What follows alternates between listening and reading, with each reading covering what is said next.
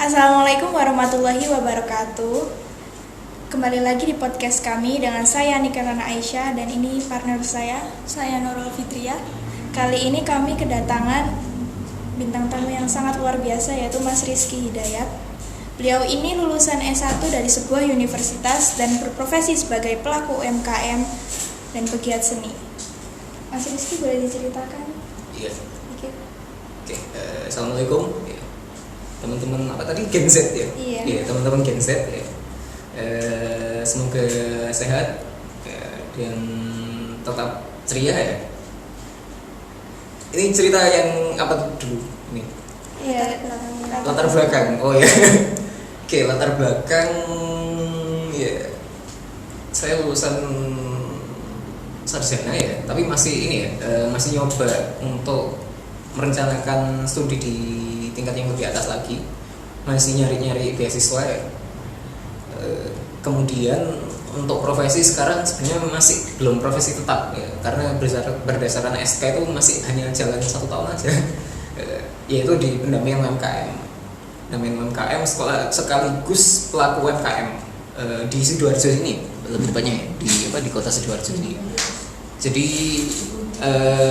selain mendampingi juga melakukan kegiatan-kegiatan yang berbau tentang usaha kecil menengah di lingkungan masyarakat. Salah satunya itu usaha kerajinan seperti yang ada di display yang ada di sini, itu juga saya bikin yang seperti ini, tapi bahan utamanya terbuat dari papercraft sama kardus.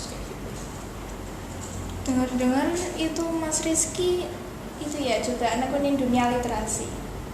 Iya, kalau dunia literasi itu sebenarnya dari ini ya. Kalau literasi itu sejak ketika awal-awal masa kuliah ya. Awal masa kuliah ketika ngampus ya, nyari lingkungan-lingkungan yang ada di kampus itu yang cocoknya apa, ternyata di lingkungan literasi. Dan itu terbawa sampai sekarang. Jadi masih sering kumpul-kumpul atau nongkrong-nongkrong dengan aktivis literasi, kajian-kajian terkait pemikiran-pemikiran yang baru, isu-isu yang sedang beredar saat ini, seperti itu. Kalau Mas Rizky itu baca bukunya itu yang tentang apa sih biasanya gitu? Kalau saya spesifiknya di filsafat dulu. Jadi buku-buku filsafat yang tebel-tebel ya. Tebelnya yang segini ya, halamannya sampai 600-700 itu biasanya terlahap sampai 1 bulan kayak gitu. Lebih dari 1 bulan juga sering kayak gitu. Kalau lagi banyak kegiatan ya baca bukunya buku-buku yang hanya sekedar ini aja, sebagai me time ya, quality time ya, kayak ini sudah tidak ada kegiatan ya tinggal baca sedikit. Ya, buku-buku sejarah, buku-buku politik, buku-buku agama, spiritual, seperti itu. Kayak gitu sih. Berarti literasi itu termasuk hobi ya? Atau kepepet ya. Awalnya kepepet dari lingkungan kampus yang tidak memadai pada waktu itu. Lingkungan kampusnya tidak memadai. Kemudian sumber-sumber dalam mencari studi atau materi-materi yang nantinya sebagai tugas perkuliahan pada waktu itu ternyata tidak memadai di dalam kelas. Kemudian di perpustakaan pun juga masih kurang memadai. Akhirnya pada waktu itu nyari lah yang namanya komunitas-komunitas kecil yang membahas terkait materi-materi yang nanti itu bisa jadi tugas. Karena pada saat saya kuliah dulu itu kan era digital itu belum seperti sekarang ini yang sedikit-sedikit bisa kita cari itu, bisa googling. Pada waktu itu teknologi yang paling mutakhir pada waktu itu masih tingkat BlackBerry Messenger kayak gitu. WhatsApp itu masih belum terlalu fenomenal yang seperti sekarang. Facebook itu masih merajalela. Sekarang kan Facebook kurang ini ya. Instagram itu pada waktu itu ya hanya sekedar postingan-postingan biasa, belum ada yang namanya writer yang nulis teks panjang-panjang lebar, itu belum ada. Masih hanya hashtag apa kayak gitu. Dan yang paling trending pada waktu itu Twitter. Jadi yang pertama terbentur di literasi itu karena lingkungan kampus yang seperti itu, Dan yang kedua itu faktor eksternalnya, trendingnya dari Twitter. Itu akhirnya apa ya? Ya membuat stigma dan mindset otak itu harus supaya ikut up to date terus biar nggak kudet kayak gitu sih. Yang menginspirasi Mas Rizky buat jadi sampai sekarang ini apa? Yang menginspirasi itu ya apa ya? Kok saya nggak punya inspirasi kayak gitu. Tokoh juga nggak ada. Karena kalau kita bicara tokoh-tokoh yang ada di buku itu kadang ya ada sisi positif juga ada sisi negatifnya.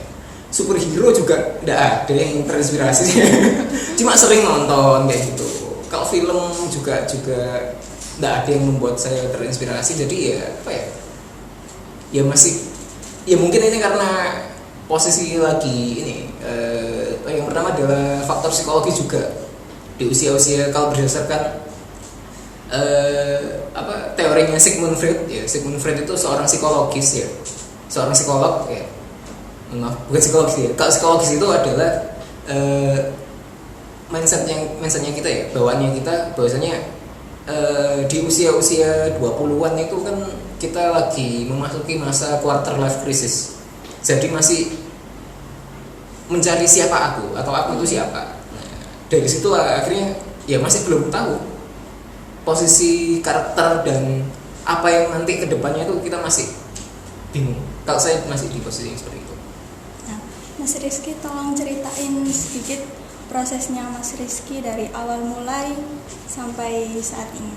Awal mulainya itu dari sebelum kuliah. Oke. Awal mula dari sebelum kuliah ya. Ini agak nakal sih dulu itu. Jadi saya itu SMA-nya di SMK seperti SMK Muhammadiyah 1 Taman ini. Dulu saya di jurusannya pada waktu itu adalah di jurusan kesehatan, spesifiknya di jurusan keperawatan. Cuman pada waktu itu di keperawatan itu tidak menemukan feel, ya akhirnya ketika masuk di perguruan tinggi itu tidak ngambil jurusan keperawatan. Akhirnya apa ya namanya out of the box dari zona-zona kesehatan masuklah ke zona pendidikan. Nah, beruntungnya ketika di dunia kesehatan pada waktu itu sering masuk ke IGD, sering masuk ke ya ruang-ruang yang agak sensitif dengan tingkat-tingkat spiritual ya pada waktu itu. Akhirnya memutuskan ketika masuk di dunia perguruan tinggi itu mengambil jurusan pendidikan yang juga punya daya spiritual tinggi, yaitu di pendidikan agama pada waktu itu, studi agama di sananya. Cuma nggak hanya terlepas dari studi agama itu sih yang akhirnya membentuk saya seperti ini. Pada waktu itu ya berliku lah, sempat jadi anak band juga. Kemudian di sekolah dulu pada waktu itu, karena sekolah saya pada waktu itu adalah sekolah baru ya notabene. Kemudian saya itu angkatan pertama pada waktu itu. Jadi memperjuangkan apa ya? Zaman era-era perjuangannya itu ada. Era-era perjuangan memperjuangkan ekstrakurikuler ini harus ada atau enggak kayak gitu itu tinggi. Lah sering berbenturan pada waktu itu dengan OSIS, teman-teman OSIS. Akhirnya pada waktu itu ya agak kurang bagus juga sih. Pada waktu itu akhirnya membuat gerakan-gerakan undergroundnya OSIS, namanya anti OSIS. Saya dulu bikin anti OSIS supaya ekstra band itu disahkan gitu dulu. Jadi bisa ada. Akhirnya sampai sekarang pun tidak ada. Sampai sekarang tidak ada, tapi hampir lulusan sana itu sempat masuk ke ya kalau kita bilang dunia entertain atau dunia permusikan, sempat ada beberapa yang masuk ke gelanggang nasional ya, tingkat-tingkat nasional pada waktu itu.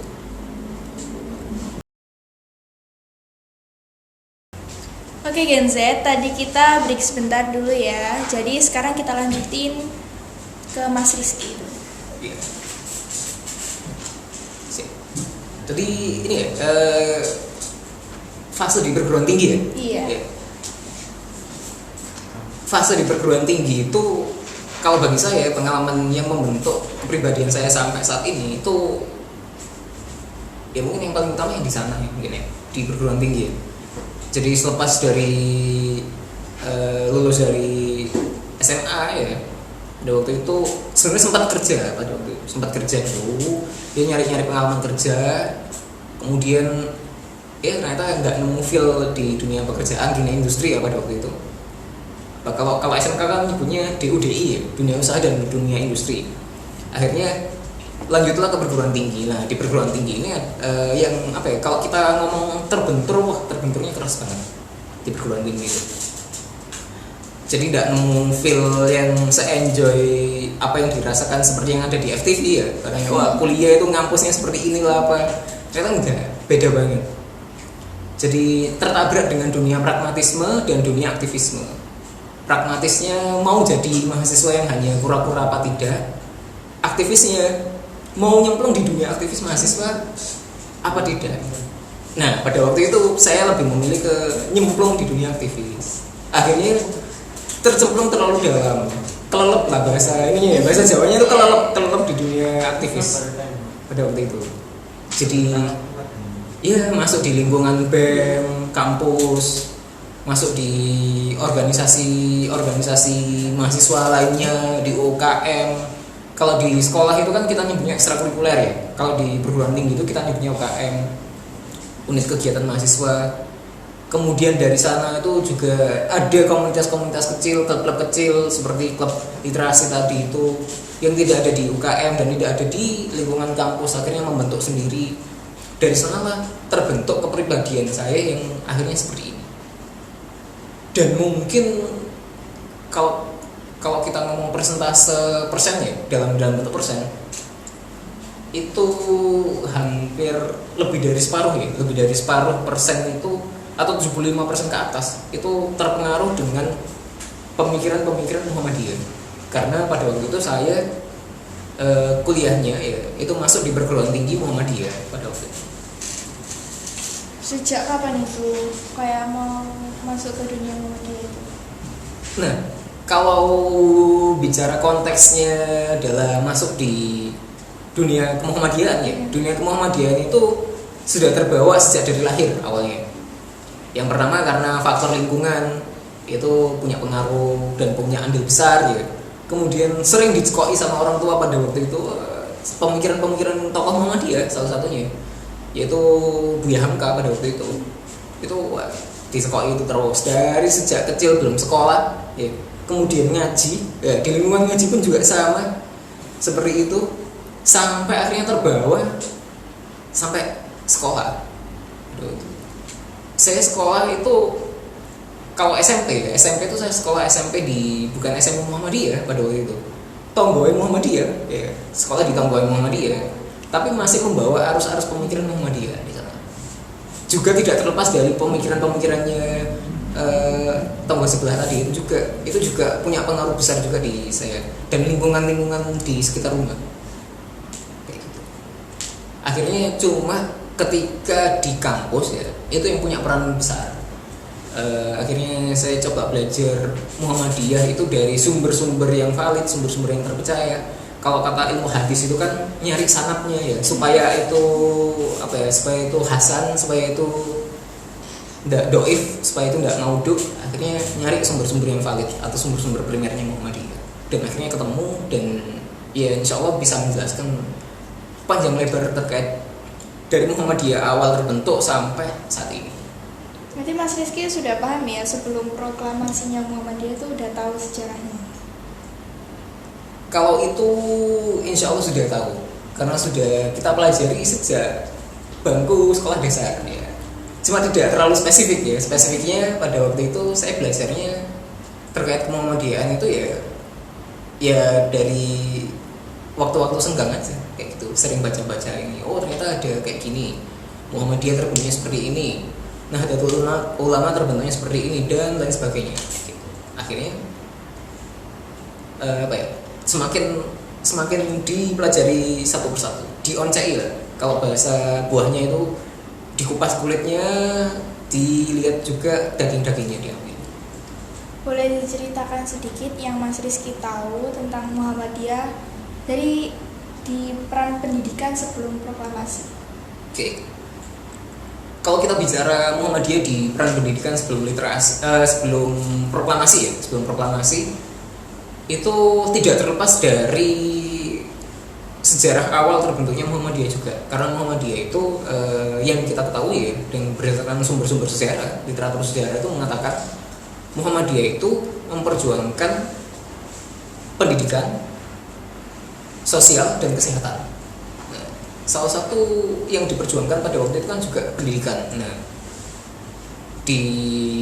kalau kita berdasarkan sumber sejarah yang dibuat oleh Ahmad Mansur Sirnegara ini punya buku ya, karya bukunya itu fenomenal juga, namanya adalah Api Sejarah. Di Api Sejarah itu dijelaskan tentang proses berdirinya Muhammadiyah dan apa yang diperjuangkan oleh Muhammadiyah di dalam sana. Pendidikan pada saat era kolonialisme ya, atau era Hindia Belanda pada waktu itu masih timpang. Jadi pendidikan pada waktu itu adalah pendidikan hanya untuk kalangan atas, kalangan-kalangan bangsawan, kalangan-kalangan priai, untuk pribumi. Nah, sedangkan orang-orang yang selain itu bisa dapat atau bisa belajar dari mana? Akhirnya Kiai Haji Ahmad Dahlan punya gagasan untuk mendirikan pendidikan untuk semua. Nah, pendidikan untuk semua ini akhirnya ketika itu tercetus, muncullah yang namanya Madrasah Muhammadiyah pertama.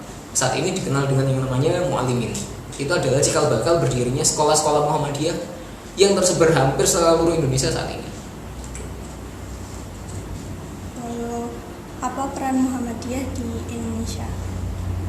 Iya, oke. Kalau kita bilang peran Muhammadiyah di Indonesia, ya kita bisa bilang Muhammadiyah itu punya andil besar dalam membangun dan membentuk ya, karakter Indonesia sampai saat ini. Sebenarnya kalau kita bisa lihat ya, berdasarkan sumber literatur sejarah, organisasi Indonesia sebelum merdeka yang masih eksis sampai saat ini itu ya salah satunya Muhammadiyah. Dari sana kan juga kita sudah tidak perlu mempertanyakan ulang bagaimana peran Muhammadiyah di Indonesia. Berarti kan kalau Muhammadiyah masih eksis sampai sekarang ya, sejak sebelum 1945 sampai tahun 2000-an saat ini, berarti kan perannya sudah sangat berperan sekali seperti itu. Kalau peran Muhammadiyah di dunia pendidikan itu berarti dari sejak tahun sebelum proklamasi. Iya, sebelum proklamasi, ketika bahkan ya peran Muhammadiyah di dunia pendidikan itu bahkan sebelum Muhammadiyah terbentuk. Kalau kita baca-baca latar belakang berdirinya Muhammadiyah, itu kan Kiai Haji Ahmad Dahlan itu ketika ngajar ngaji ya di lingkungan Kauman pada waktu itu, di lingkungan tempat tinggalnya, itu ketika latar sejarahnya itu ketika sebelum tahun 1912 itu beliau sudah mengajarkan ngaji, meskipun kita tahu ngajinya pada waktu itu hanya mengajarkan ngaji al-ma'un kepada santri-santrinya, sampai sempat ditanya oleh santrinya yang namanya Sangidu pada waktu itu, loh dia ini kenapa kok hanya belajar surat al-ma'un aja. Nah, dari sanalah pada waktu itu Kiai Haji Ahmad Dahlan menjelaskan tentang falsafah atau teologi dari surat al-ma'un itu tadi. Bahasanya kita harus harus hidup itu tidak boleh membeda-bedakan. Ada golongan-golongan yang ada di bawah itu juga harus dibantu, golongan-golongan yang di atas itu juga harus membantu, sehingga terjadi yang namanya equality atau kesetaraan. Dari sana punya ini ya, gagasan-gagasan yang seperti itu akhirnya mendorong untuk mendirikan untuk tercetus yang namanya Persyarikatan Muhammadiyah pada waktu itu.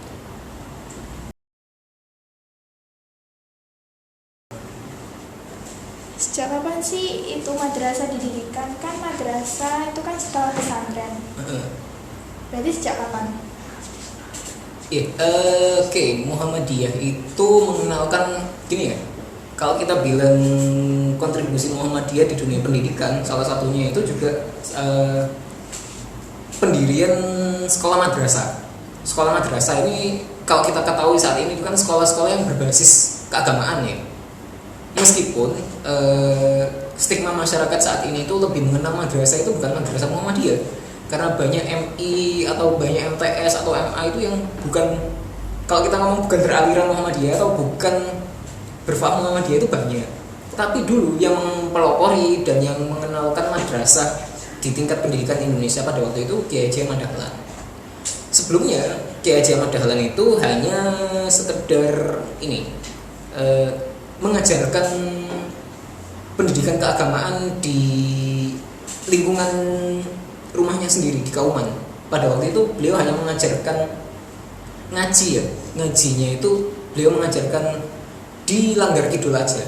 Tapi seiring berjalannya waktu berkembang, kemudian pengajiannya itu diterima di lingkungan masyarakat sekitar, sampai ke Surakarta, sampai ke Bantul, sampai ke lingkungan-lingkungan yang ada di Jogja dan sekitarnya. Pada waktu itu akhirnya tercetusnya yang namanya harus ada madrasah untuk pendidikan yang setara. Nah, muncullah yang namanya Madrasah Mu'allimin. Salah satu guru yang ada di sana juga termasuk tokoh nasional ya. Dan tokoh Muhammadiyah namanya adalah Jenderal Sarbini. Jenderal Sarbini ini namanya juga diabadikan sebagai sebuah balai kesenian yang ada di Jakarta, namanya Balai Sarbini. Plus muridnya yang namanya Sudirman. Ada Balai Sarbini, ada Balai Sudirman yang ada di Jakarta. Karena beliau ini salah satu tokoh nasional dan tokoh Muhammadiyah, tokoh sentral. Caranya tokoh-tokoh Muhammadiyah dulu untuk mengumpulkan pemuda Muhammadiyah itu kayak gimana? Tokoh-tokoh Muhammadiyah pada waktu itu untuk mengumpulkan pemuda, ya ini karena Muhammadiyah ini berlandaskan gerakan keislaman ya pada waktu itu. Jadi dalam masa-masa pengumpulannya Muhammadiyah tidak mengumpulkan tokoh-tokoh pemuda atau tokoh-tokoh kepemudaan, melainkan dari Muhammadiyah itu lahir tokoh-tokoh kepemudaan yang sampai saat ini itu ya bisa kita kenal sebagai tokoh-tokoh sentralnya Indonesia ya, atau tokoh-tokoh sentral nasional, bahkan pahlawan-pahlawan nasional itu lahir dari Muhammadiyah. Kita bisa sebut yang namanya Jenderal Sudirman. Jenderal Sudirman itu lahir dari lingkungan Muhammadiyah. Selain Jenderal Sudirman, ada pula yang namanya Otto Iskandar Dinata yang ada di uang 20.000 ya, Otto Iskandar Dinata itu ya. Kemudian ada juga yang namanya Insinyur Haji Juanda. Dan banyak lah yang istilahnya pemuda-pemuda yang lahir dari lingkungan Muhammadiyah. Meskipun awalnya adalah hanya sekedar ngaji atau belajar agama. Nah, sejak kapan sih Soekarno itu tahu tentang Muhammadiyah? Nah, kalau ini konteksnya ini ya, Iya. Bung Karno ya? Kurang kan banyak yang kurang tahu gitu ya. Karena Bung Karno ini adalah notabene sebagai Bapak Proklamasi Indonesia ya, atau Presidennya Indonesia, Presiden pertamanya Indonesia. Kalau kita bicara Bung Karno, kedekatan Bung Karno dengan Muhammadiyah itu sebetulnya sudah terjalin lama sekali. Sejak Bung Karno masih di Penele, itu Bung Karno itu sudah mengenal yang namanya Muhammadiyah. Bahkan di literatur sejarah itu sempat disebutkan kalau Bung Karno ini santri nyintil atau santri ngintilannya Kiai Haji Ahmad Dahlan. Jadi kalau Kiai Haji Ahmad Dahlan datang ke Surabaya, beliau ngintil atau ngikut ketika ada siar-siarnya Muhammadiyah, beliau ikut. Kemudian selain ikut Kiai Haji Ahmad Dahlan, beliau juga pada saat di Peneleh ya pada waktu itu juga berkawan baik dengan Kiai Haji Mas Mansur. Yang kita ketahui Kiai Haji Mas Mansur ini juga salah satu ketua Muhammadiyah dan tokoh nasional juga Kiai Haji Mas Mansur ini. Selain itu mungkin ya kalau kita lihat dari pidatonya Bung Karno yang paling fenomenal itu berbicara terkait Muhammadiyah adalah Bung Karno pernah berbicara seperti ini. Tentang Muhammadiyah itu beliau makin lama makin cinta. Nah, makin lama makin cinta itu kalau bisa kita tafsirkan ke dalam konteks yang lebih luas, mungkin karena beliau juga menemukan idaman hatinya ya, atau istrinya itu dari Muhammadiyah juga.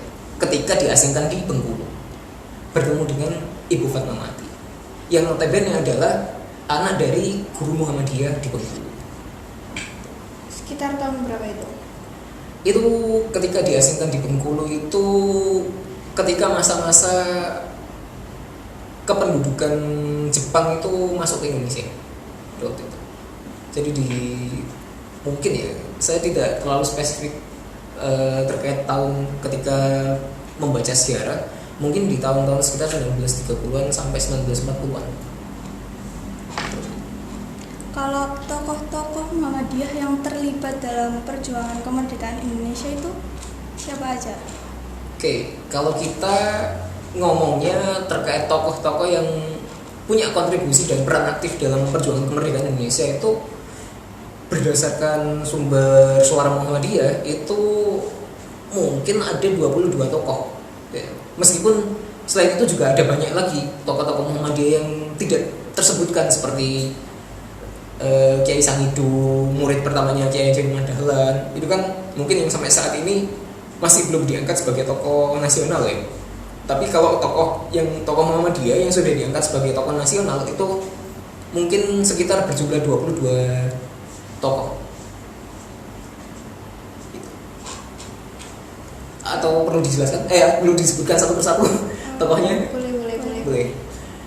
Oke, yang pasti yang kita kenal yang pertama ada pendiri Muhammadiyah. Itu juga sudah menjadi tokoh nasional atau pahlawan nasional ya. Kemudian partnernya Kiai Haji Ahmad Dahlan ya, atau istrinya ya, Nyai Walidah, itu juga termasuk salah satu pahlawan nasional. Bahkan Nyai Walidah ini atau istrinya Kiai Haji Ahmad Dahlan ini kan mendirikan organisasi yang namanya organisasi Aisyah ya, yaitu organisasi yang ada di tingkat otonominya Muhammadiyah atau ortomnya Muhammadiyah yang punya yang punya peran ex officio-nya Muhammadiyah, dalam artian ya sebagai partnership-nya Muhammadiyah, di mana ada Muhammadiyah pasti ada Aisyah kayak gitu.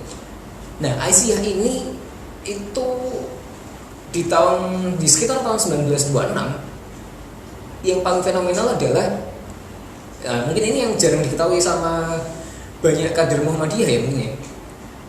Jadi Aisyah itu juga punya prestasi besar, tidak hanya di Indonesia ya, atau tidak hanya di lingkungan Aisyah, di lingkungan Muhammadiyah, bahkan di lingkungan Indonesia pun tidak hanya terbatas di Indonesia, tapi di dunia. Karena di 1926 itu Aisyah sempat mengeluarkan surat kabar atau majalah ya pada waktu itu. Majalah yang namanya majalah Suara Aisyah, dan Suara Aisyah ini diabadikan di MURI ya, rekor MURI Indonesia itu sebagai majalah tertua di dunia. Di dunia. Gak main-main, gak hanya di Indonesia tapi di dunia gitu. Itu mungkin apa ya? Ya prestasi gemilang yang jarang diketahui sama kader-kader Muhammadiyah saat ini dan kader-kader Aisyah. Selain itu di kontribusi dalam pendidikan ada banyak. Ya seperti yang kita sebutkan tadi itu ada Jenderal Sarbini, Insinyur Haji Juanda, A.R. Baswedan, kemudian Kiai Haji Agus Salim. Kiai Haji Agus Salim ini juga termasuk salah satu tokoh Muhammadiyah. Sudah kenal Kiai Haji Agus Salim? Pernah tahu ya? Pernah dengar ya? Karena Kiai Haji Agus Salim ini tokoh sentral tidak hanya di Muhammadiyah, tapi di dalam diplomasi kemerdekaan Indonesia, memperjuangkan Indonesia. Tapi konteksnya bukan hanya ketika perjuangan mempersiapkan kemerdekaan. Pasca kemerdekaan, ketika agresi militer Belanda 1 dan 2, kemudian di perundingan-perundingan, Kiai Haji Agus Salim ini punya peran yang sangat signifikan. Termasuk partnernya A.R. Baswedan, yang juga salah satu tokoh nasional juga yang disahkan berdasarkan Perpres tahun 2017. Selain A.R. Baswedan, kalau kita bicara tokoh Muhammadiyah ya, yang di lingkungan Muhammadiyah kemudian jadi pahlawan nasional, tahun 2017 itu Presiden kita ya pada waktu itu selain mengangkat AR Baswedan juga mengangkat yang namanya Lafran Tani. Lafran Tani ini salah satu tokoh sentral juga di lingkungan Muhammadiyah dan tokoh sentral di lingkungan pergerakan nasional. Pergerakan ketika mempersiapkan kemerdekaan, Lafran Tani ini adalah salah satu golongan muda. Nah, ini nanti akan muncul istilah golongan tua dan golongan muda. Lafran Tani ini masuk ke kategori golongan muda, termasuk Kasman Singodingijo juga, yang menculik Bung Karno dan Bung Hatta ke Rengas Dengklok untuk mempersiapkan proklamasi Indonesia. Kan ada golongan tua sama golongan muda. Nah, yang golongan tua itu bukan berarti ini ya, konteksnya adalah bukan orang-orang yang usianya tua kayak gitu, tapi golongan tua ini adalah golongan-golongan yang berdiplomasi dan memperjuangkan Indonesia berdasarkan yang sering keluar seperti Sultan Syahrir, Bung Hatta, Bung Karno, kemudian ada tadi yang saya sebutkan ada Kiai Haji Agus Salim, itu termasuk golongan-golongan tua. Ki Bagus Hadi Kusumo, Kiai Haji Mas Mansur, itu termasuk golongan tua.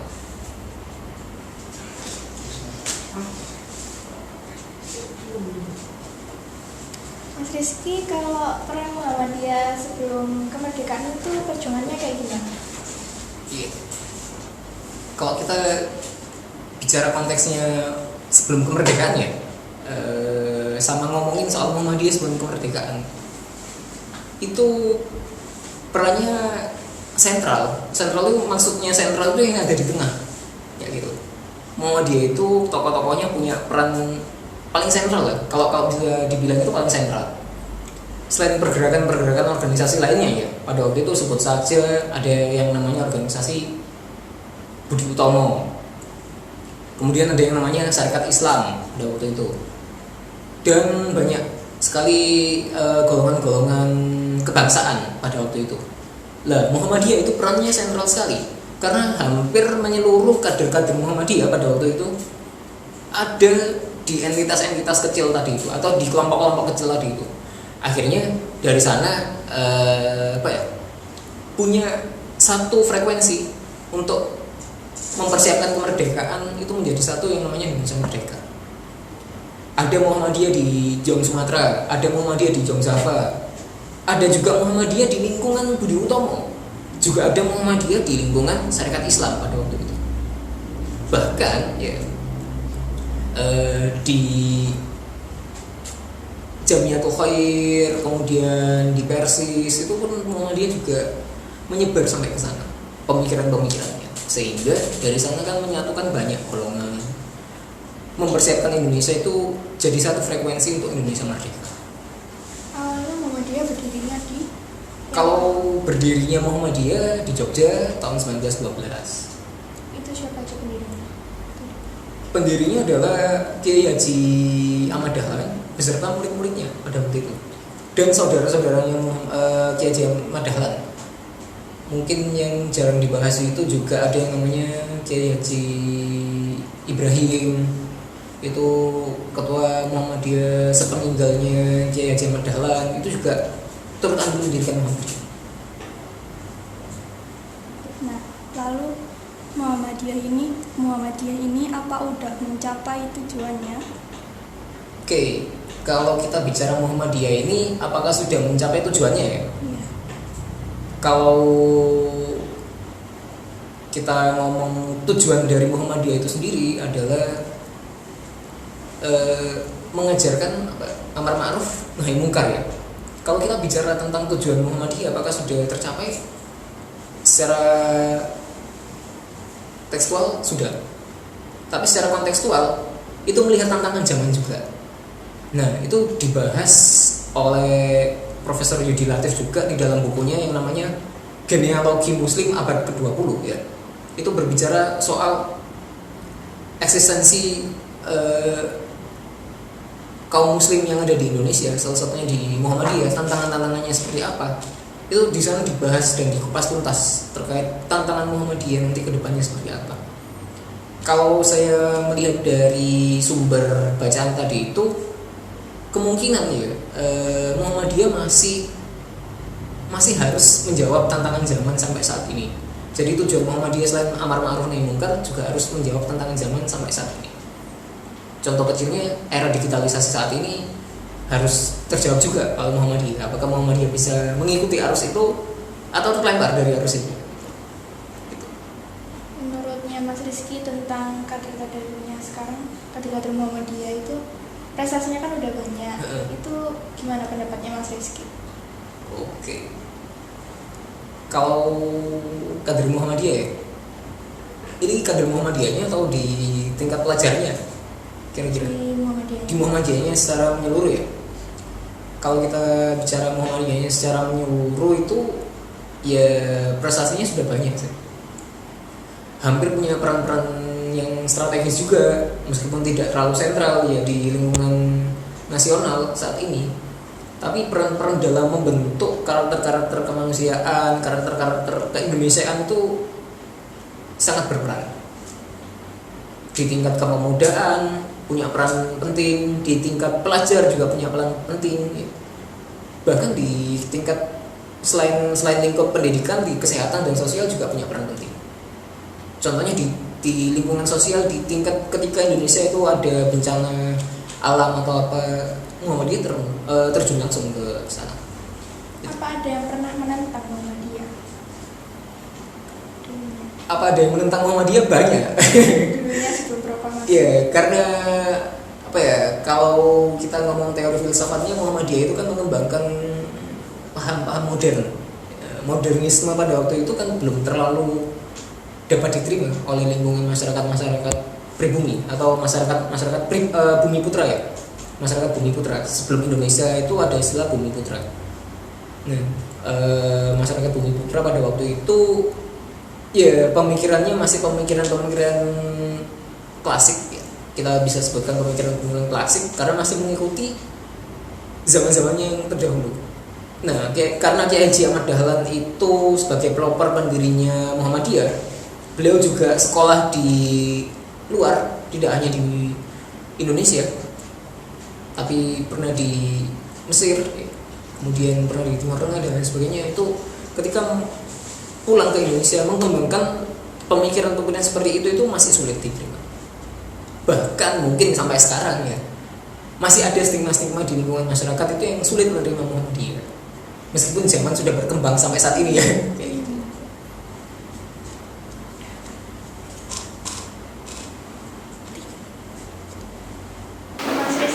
Ada nggak sih peran pelajar Muhammadiyah di dunia pendidikan? Peran pelajar Muhammadiyah ya, karena ini kan segmennya adalah segmen pendidikan di lingkungan pelajar ya. Kalau kita bicara peran pelajar Muhammadiyah di tingkat pendidikan Indonesia, ada mungkin ya, mungkin ada, tapi kita mungkin yang dari lingkungan pelajar Muhammadiyah sendiri pun itu tidak terlalu mengenal peran-peran tadi itu. Tapi kalau berdasarkan catatan sejarah ya, atau rekam jejaknya pelajar Muhammadiyah, itu sempat punya award atau punya reward ya terkait pendidikan di skala nasional. Dulu di eranya majalah pendidikan ya. Jadi dulu itu sekolah-sekolah itu punya banyak, hampir setiap sekolah itu punya majalah zaman-zaman dulu itu. Itu Muhammadiyah itu punya peran sentral, apalagi pelajar Muhammadiyahnya. Dulu itu pelajar Muhammadiyah itu punya majalah namanya majalah Kuntum. Yang dari majalah Kuntum ini sempat dapat award sebagai penghargaan terbaik sebagai Tayo Award namanya. The award of young organization pada waktu itu berawal dari majalah Kuntum. Nah, majalah Kuntum itu nggak tahu ya sampai saat ini masih eksis atau enggak ya. Mungkin bisa karena dari sekolah Muhammadiyah barangkali juga masih ada majalah itu. Masih ada apa enggak? Atau sudah nggak tahu ya majalahnya? Di perpus mungkin ada ya. Nah, itu kan tingkat eksistensinya itu saat ini tuh mungkin sudah tertinggal ya mungkin karena faktor era digitalisasi juga sih, karena akhirnya majalah Kuntum ini udah sampai merambah ke lingkungan pelajar Muhammadiyah saat ini, tapi di lingkungan pendidikan di Indonesia dan tingkat aware-nya Indonesia pada waktu pendidikan saat itu punya peran tentunya. Selain itu prestasi pelajar Muhammadiyah juga mungkin banyak ya. Saya belum bisa menyebutkan satu persatu, belum riset ya. Jadi ada penghargaan apa aja dari lingkungan Muhammadiyah, tapi melihat dari gedung, fasilitas dan lingkungan yang ada di sekolah-sekolah Muhammadiyah saat ini, itu saya rasa mendukung untuk pelajar-pelajar Muhammadiyah itu berperan di dunia pendidikan. Yang menginspirasi Mas Rizky untuk memperdalam lagi dunia literasi itu apa? Kalau tadi saya sudah menyebutkan ya, siapa yang menginspirasi sebelumnya belum ada yang menginspirasi. Tetapi yang kalau kita bicara menginspirasi ke dunia literasi untuk lebih dalam itu ya yang pertama adalah ini aja, mindset dan stimulus yang ada di lingkungan sekitar kita. Apakah itu mendukung kita untuk tetap mengasah tingkat literasi kita atau tidak, atau justru malah semakin memperdalam kayak gitu. Nah, untungnya sampai saat ini saya masih tetap untuk mendalami tingkat literasi itu tadi, meskipun sedikit terkontaminasi dengan, kalau saya sendiri saat ini terkontaminasi dengan paham-paham ini, ekonomi global kayak gitu ya, yang namanya ketika pandemi itu kan kita belajar banyak ternyata hal yang seperti itu, akhirnya literasinya mungkin agak belok ke arah sana gitu. Ini tadi yang menginspirasi, terus sekarang yang memotivasi Mas Rizky untuk memperluas literasi. Kalau yang memotivasi adalah mungkin saya kembali ke teorinya John Locke ya. John Locke itu punya teori yang namanya tabula rasa, atau manusia itu seperti kertas putih.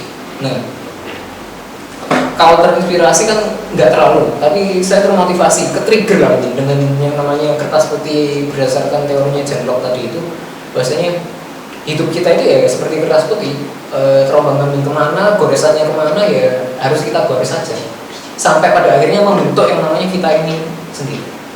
Siapa kita dan kita ini siapa? Terima kasih ya Mas Rizky. Oke Gen Z, sampai sini dulu podcast dari kami untuk Mas Rizky. Terima kasih untuk wawasannya hari ini. Semoga dapat bermanfaat.